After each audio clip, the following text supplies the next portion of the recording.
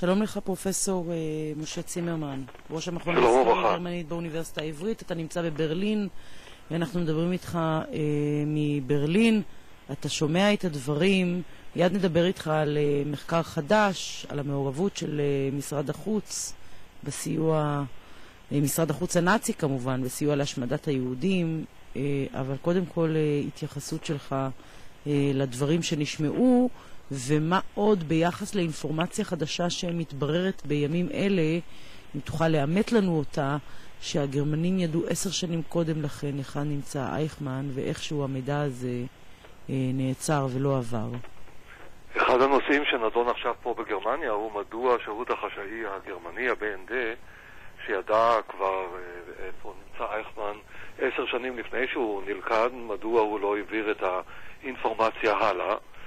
אנחנו יודעים במקרה של שירות המודיעין הגרמני, כמו משרד החוץ הגרמני, שהיו בו בשנות ה-40 וה-50 אנשים שהיה להם עניין להסתיר דברים כאלה, בין אם היו אנשים שהיו בעצמם בעבר נאצי, או אנשים שחשבו שאחרי מלחמת העולם השנייה הדבר החשוב ביותר הוא להילחם בברית המועצות ולא להילחם במשהו שכבר עבר מן העולם שקוראים לו הנציונל סוציאליזם. זה נושא שהוא עכשיו נידון, והוא נושא פוליטי, והוא נושא שדורש גם את הפנייה לשירותים החשאיים הישראלים. המוסד הישראלי גם כן צריך להסביר מה הוא ידע קודם, מדוע איסר הראל שעכשיו מציגים אותו בתור כוכב גדול לא טרח להתעניין בעניין הזה וגם לא ידע מספיק על אייכמן לפני 1960. הוא בעצמו מעיד שהוא היה צריך 10 שנים, למעלה מ10 שנים אחרי המלחמה, להתחיל להתעניין במי הוא אותו אייכמן, וצריך גם לברר דברים נוספים. לא רק שירות החשאי הגרמני, אלא שירות החשאי הישראלי עמד בקשר, על פי מה שאנחנו יודעים בתור היסטוריונים, עם האיש שאמור היה להקים את מחנות הריכוז בארץ ישראל והשתמש בשירותיו. דהיינו, גם ישראל, עד שתפסה את אייכמן, לא נהגה בצורה שיטתית בניסיון לרדוף את הפושעים הנאצים, אפילו האלה שהיו קשורים ישירות בעניין הישראלי. אותו ולטר ראוף היה האיש שהמציא את מכונית הגז. הוא האיש שכבר נחת בצפון אפריקה כדי לטפל בהקמת מחנות ריכוז בארץ ישראל במקרה שגרמניה תשתלט על ארץ ישראל. מה איתו? מעניין לדעת אם השירות החשאי הישראלי... יש לך הסבר? ההסבר הוא יחסית פשוט. א', המודעות היום היא יותר חזקה מהמודעות שהייתה אז. זה חד וחלק. ולכן אני גם חולק על מי שאמר שתפיסת אייכמן היום לא הייתה זוכה לאהדה כמו לפני 50 שנה. היום המודעות בעולם ובישראל הרבה יותר גדולה מה שהייתה אז. בדבר שני, החשיבות של האינטרס שנקרא ביטחוני או מודיעיני הוא בדרך כלל עדיף על שיקולים היסטוריים. ואז אנשים אומרים, אוקיי, אם אנחנו יכולים להשתמש במישהו למרות שהוא היה נאצי לטובתנו, זה נכון יהיה לגבי גרמניה, נכון לגבי אמריקה ונכון לגבי ישראל, אז אנחנו נעשה את הדבר הזה. ואם כבר שאלת אותי לגבי הדברים שנאמרו בבית העם בירושלים היום, ישנה אמירה שחוזרת על עצמה שאילו מדינת ישראל הייתה קיימת בשנות ה-30 השואה לא הייתה באה. זאת אמירה שאין לה שום בסיס. אם מדינת ישראל הייתה קיימת כמדינת היהודים, היא הייתה מוכנעת על ידי הצבא הגרמני בלי שום ספק. אם אנחנו מדברים על פולין, זאת הייתה מדינה עצמאית גאה, והיא הוכנעה תוך 3 שבועות על ידי הצבא הגרמני. הצרפתים הוכנעו על ידי הצבא הגרמני. לא, במובן, אני אולי אסנגר על הדובר בלי להיות משוכנעת שזה למה שהוא התכוון.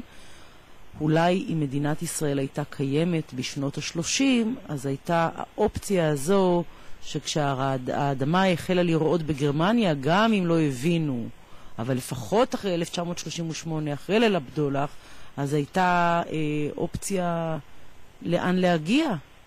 ופה האופציה הזו הייתה מאוד בעייתית. זה נכון, אבל האופציה הזאת, אילו הייתה פתוחה, לא הייתה פותרת את הבעיה בדרך שאנחנו רואים את זה בדיעבד. כן, אבל רומן נעצר כבר באפריקה, באלמיין, לפני שהם הגיעו, אז אולי הגרמנים לא היו מגיעים לכאן כלל וכלל. אני חושבת שהשאלה היא לא מה היה קורה אם הצבא הנאצי היה מגיע לארץ ישראל. אז כמו שהוא הכניע את צרפת ב6 שבועות, אז הוא היה מכניע אולי גם את ישראל. אבל לפחות ליהודים היה לאן ללכת. היה להם לאן ללכת כדי להישחט. כי זה עניין רק של מזל, שפלסטינה של אז לא נכבשה, והזכות הגדולה עומדת לאימפריה הבריטית, שהיא הגנה על היהודים. יכול היה להיות, אני מנסה לשחק כאן את המשחק של היסטוריה קונטרפקטית. נניח שאפילו היו מהגרים או בורחים הרבה יותר יהודים מאירופה לפלסטינה, אבל הצבא הגרמני היה מנצח בצפון אפריקה, הגורל שלנו היה אותו גורל כמו היהודים של מערב אירופה או של מזרח אירופה. צריך להדגיש את זה, כוחי ועוצם ידי של מדינת ישראל בתנאים ההם לא היה מספיק. היה צריך באמת את ההתערבות של העולם, ולמזלנו הגדול הבריטים עשו את העבודה והצילו את האוכלוסייה שחיה במדינת ישראל. אני בתור אדם שנולד בפלסטינה בן להורים שברחו מגרמניה, אני מרגיש שאני חייב את התודה הגדולה ביותר לצבא הבריטי שמנע את הכיבוש של ישראל. אתם עלייה חמישית, הוריך באו בעלייה חמישית? ההורים שלי הם האנשים של העלייה החמישית שהגיעו לארץ ב-1937, ב-1937 ו-8.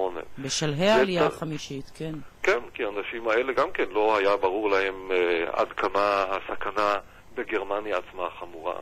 והאנשים האלה גם הרהרו בכך האם הסכנה במזרח התיכון איננה סכנה גדולה, גם מבחינה תרבותית וגם מה שנקרא קיומית.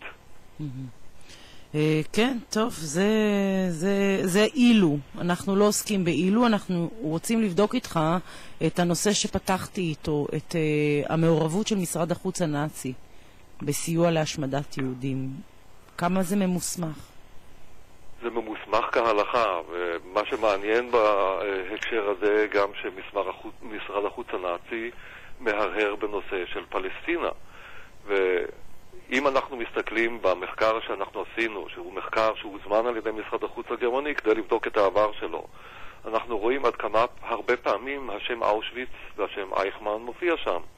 השיתוף הפעולה בין אייכמן והבוסים שלו לבין משרד החוץ הגרמני הוא גדול מאוד, והוא כולל את הניסיון לפתור את מה שנקרא בעיית היהודים מההתחלה של הרייך השלישי ועד הסוף. דהיינו, המסמכים מגלים לנו יפה מאוד כיצד מהרהרים במשרד החוץ הגרמני, עוד לפני שאחרים מהרהרים בכך, איך פותרים את הבעיה לא רק של יהודי גרמניה, מכיוון שמדובר במדינה הגרמנית, אלא בפתרון בעיית יהודי אירופה ויהודי העולם כולו.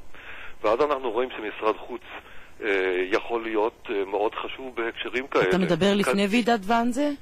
אני מדבר לפני ועידת ואנזה וגם אחרי ועידת ואנזה. אם יושב פקיד של משרד החוץ שהוא אחראי לנושא היהודי כבר ב-1937 ואומר הבעיה של היהודים לא תיפטר גם כשנגרש את היהודי האחרון מגרמניה, שבדרך כלל חשבו שזה הפתרון, אז הוא בעצם מציע שיעשו שם משהו יותר רדיקלי, שפירושו, והדברים האלה ממוסמכים יפה מאוד, שאנחנו נעודד את האנטישמיות בעולם, כדי שהעולם ישתף איתנו פעולה בפתרון בעיית היהודים. והשאלה ששואל ההיסטוריון כאן, למה מתכוון המשורר? אני משער, כן, שהכוונה כבר כאן, ב-37, ב-1938 הייתה, או לשלוח את היהודים לאיזה מין מכלאה, רזרבט, כמו שאחר כך ב-1940 הציעו את מדגסקר, או אם זה לא יסתייע, אז מאוד סביר שכבר צריך לחשוב על פתרון יותר קיצוני. אז אתה לא מזדהה עם היסטוריונים שאומרים שהיטלר היה בעצם אופורטוניסט, שניצל הזדמנויות, ואחר כך הוא שינה את העמדות, ולא הכל היה מתוכנן ומתוזמן. זה לא סותר אחד את השני. ברור שהוא היה אופורטוניסט. זה היה איש שמראש לא, מבחינת התכנון המוקדם. את האויב. כן. מבחינת התכנון המוקדם, סליחה. סליחה? מבחינת התכנון המוקדם של הדברים. אז בעניין הזה הוא ודאי היה אופורטוניסט. התכנון איננו מה שאנחנו מצפים בדרך כלל כשאנחנו מדברים על גרמנים. דהיינו שהם יודעים כבר בזמן העלייה לשלטון בדיוק איך לנהל את הדברים. יש להם מטרה לסלק את היהודים מגרמניה. יש להם מטרה להילחם במה שהם קוראים היהדות הבינלאומית. ואז הנתונים מספקים להם את האפשרויות. אם אתה רואה שאפשר לגרום ליהודים להגר, אתה שולח אותם.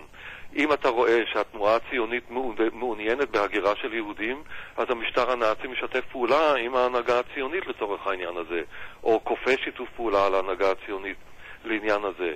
אם פורצת מלחמה, אז אתה אומר, אוקיי, עכשיו יש את האפשרות להזיז אנשים בכמויות גדולות ממקום למקום.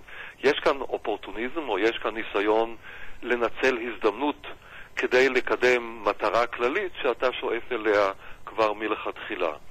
ולכן אין סתירה בין שני הדברים האלה. היטלר היה מאוד אופורטוניסט לצורך העניין הזה. הוא חיכה על ההזדמנות ניתנה לו, ואז הוא ניצל אותה. ולמזלנו, בנות הברית נלחמו בו וניצחו אותו, ולא נתנו לו את האפשרות לנצל הזדמנויות נוספות שהיו באות לו, כדי לחסל עוד יותר יהודים, או לחסל גם עמים אחרים בתוך אירופה. פרופסור משה צימרמן, תודה רבה לך על השיחה הזו, ראש המכון להיסטוריה גרמנית באוניברסיטה העברית שנמצא כעת בברלין. תודה רבה לך. כל טוב לכם. כל טוב.